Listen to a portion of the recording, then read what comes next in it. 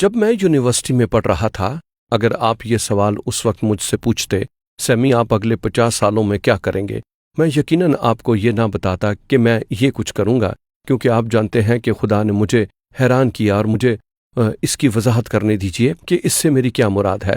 جب میں یہ کہتا ہوں کہ خدا نے مجھے حیران کیا، مسیحی زندگی میری رگوں میں بھری ہے اور میرے لیے یہ ایک بہت بڑی حیرانگی کی بات ہے۔ آپ جانتے ہیں کہ میں ایک رات ایک کلیسیا میں گیا۔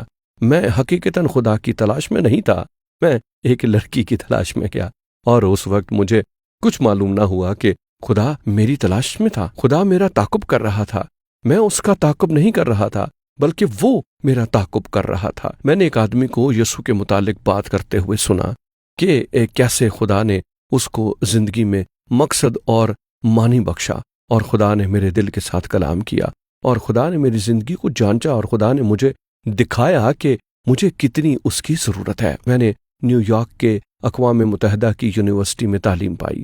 میرے پاس سب کچھ تھا جو کہ ایک نوجوان کی خواہش ہوتی ہے۔ میرا مستقبل میرے سامنے روشن نظر آتا تھا، لیکن میرے اندر سب کچھ خالی تھا۔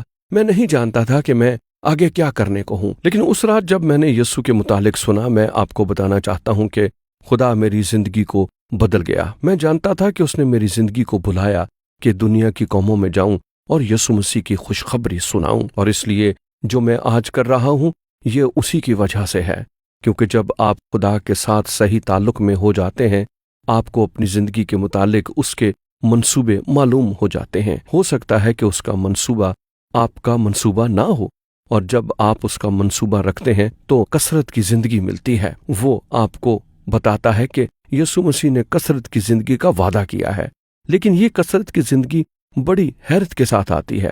خدا ہے، ہم صرف آدمی ہیں۔ جب یسوع مسیح کی پیروی کرتے ہیں، آپ کو بہت سی حیرانی کی چیزیں ملتی جائیں گی۔